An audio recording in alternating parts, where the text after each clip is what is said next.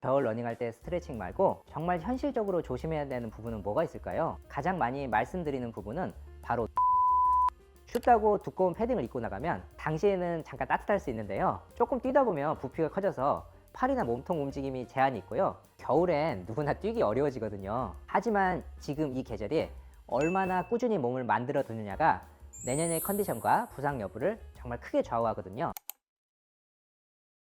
안녕하세요. 러닝하는 의사 신경외과 전문의 김동신입니다.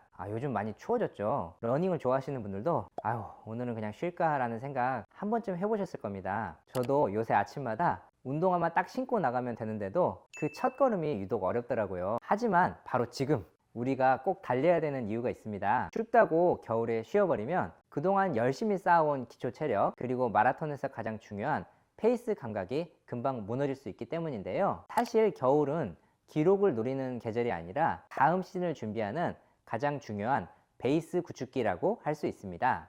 이 시기에 기본 체력을 탄탄하게 만들어 두면 날이 풀리고 시즌이 시작될 쯤에는 몸이 훨씬 빠르게 반응하고 훈련 강도를 올릴 때도 훨씬 부담이 적게 됩니다. 그리고 무엇보다 추운 날씨 속에서도 스스로를 끌어내려는 그 과정 자체가 정신력 훈련인데요. 마라톤에서는 흔히 이렇게 말하죠. 레이스는 다리로 뛰지만 완주는 머리로 한다. 겨울 러닝은 바로 이 멘탈 근육을 키우는 최고의 시기입니다. 경험이 쌓이면 실제 레이스에서 페이스 유지, 집중력 유지, 힘든 구간 버티기가 훨씬 수월해져서요. 또 3월에 열릴 대한민국 3대 마라톤 중 하나, 동아 마라톤이 있지 않습니까? 이 마라톤을 준비하는 분들께는 겨울 러닝이 사실상 필수 과정이라고 볼 수 있겠습니다. 그렇다면 겨울 러닝 훈련은 어떻게 해야 될까요? 사실 여기에 정답은 없거든요. 실내에서 러닝머신으로 꾸준히 달리는 분들도 있고, 눈이 오나 비가 오나 밖에서 달리는 분도 있고, 겨울에는 러닝보다 보강 운동에 집중하는 분, 오히려 다음 시즌을 준비를 위해 휴식을 취하는 분도 있습니다. 중요한 건 각자의 상황과 몸 상태에 맞는 방식으로 지속 가능한 루틴을 찾는 것입니다. 저처럼 겨울에도 야외에서 훈련을 이어가고 싶은 분들은 기록보다는 꾸준함에 조금 더 초점을 두는 것이 도움이 됩니다. 겨울에는 페이스를 끌어올리기보다는 부상 없이 몸을 유지하는 것이 우선이기 때문입니다. 그래서 이 시기에는 스피드 훈련보다는 저강도로 길게 달리는 연습, LSD라고 하죠. 이게 훨씬 더 안전하고 효과적이겠습니다. 추운 환경에서는 근육과 힘줄이 경직되어 있기 때문에 갑작스럽게 페이스를 올리면 부상 위험이 크게 증가하게 됩니다. 겨울에 기록이 느려지는 것은 정말 자연스러운 현상인데요, 속도에 대한 부담은 잠시 내려놓으셔도 괜찮겠습니다. 또 한 가지, 겨울에는 워밍업이 평소보다 훨씬 더 중요하거든요. 러닝을 시작하기 전 10분에서 15분 정도 가벼운 걷기와 조깅으로 체온을 충분히 올려준 뒤 레그 스윙, 런지 같은 동적 스트레칭으로 근육과 관절을 부드럽게 깨워주는 과정이 꼭 필요하겠습니다.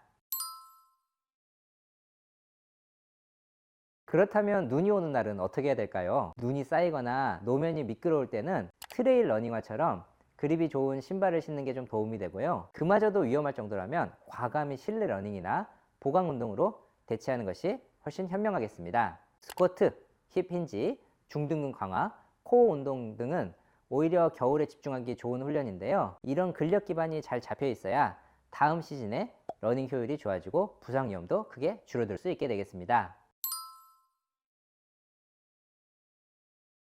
자, 그러면 겨울 러닝할 때 스트레칭 말고 정말 현실적으로 조심해야 되는 부분은 뭐가 있을까요? 진료실에서도 가장 많이 말씀드리는 부분은 바로 노면 상태입니다. 사실 겨울에는 추위보다 이게 더 훨씬 큰 변수인데요, 특히 눈에 보이지 않는 블랙 아이스 구간은 정말 위험하거든요. 아침이나 저녁 그늘진 구간에는 넘어지기 딱 좋고, 한 번 넘어지면 손목 골절, 꼬리뼈 골절처럼 생각보다 큰 부상으로 이어질 수 있게 됩니다. 그래서 겨울에는 페이스보다 노면 확인이 1순위라고 할 수 있겠습니다. 그리고 얼음이 없어 보여도 노면이 살짝 미끄러우면 발이 약 1에서 2cm 정도 밀리거든요. 근데 이 작은 미끄러짐이 반복되면 종아리, 아킬레스, 발바닥에 부담이 쌓여 부상으로 이어질 수 있습니다. 그래서 겨울에는 보폭을 좀 줄이는 게 좋고요, 발이 몸 가까운 위치에 자연스럽게 닿도록 뛰는 것이 안전하겠습니다. 눈이 온 다음날 아침도 특히 위험하거든요. 녹았다가 다시 얼면서 표면이 유리처럼 반질반질해지는 구간이 많습니다. 이 정도는 괜찮겠지 하고 지나갔다가